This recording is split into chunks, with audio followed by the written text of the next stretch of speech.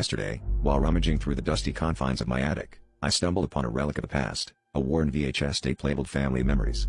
Intrigued, I dusted off the ancient VCR, and as the tape whirred to life, grainy images of a family barbecue flickered on the screen. The people were strangers to me, sharing laughter and inside jokes, but there was something unsettling about their smiles. The way their eyes lingered, it felt as though they could see beyond the lens of the camera and into my living room. At first, I dismissed it as paranoia, a trick of the light, perhaps.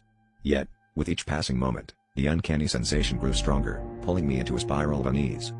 As I continued to watch, the tape's narrative shifted unexpectedly. A young girl, no older than 10, looked directly at the camera. Her eyes seemed to pierce through the screen, locking onto mine with an intensity that made my skin crawl.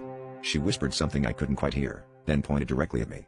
It was as if she knew I was there, sitting on my couch, a world apart yet impossibly connected. My heart raced, each beat echoing in the silence of my living room.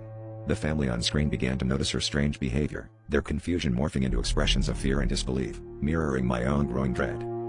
Desperate for answers, I rewound the tape, hoping to catch something I had missed, some logical explanation for the bizarre phenomenon. But this time, the scene was different. The family was no longer present, the camera focused instead on a dimly lit room. A figure emerged from the shadows, features obscured, yet familiar. It was me. Or rather, a hauntingly accurate version of me, standing in a room that was unmistakably my attic.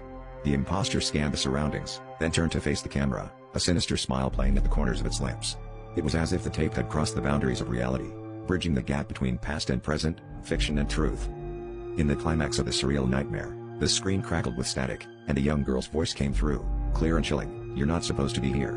Panic surged through my veins as the television went black, leaving me alone with the oppressive silence. I yanked the tape from the VCR and hurled it across the room, but the damage was done. The boundaries had been breached, and the line between my world and theirs was irreparably blurred.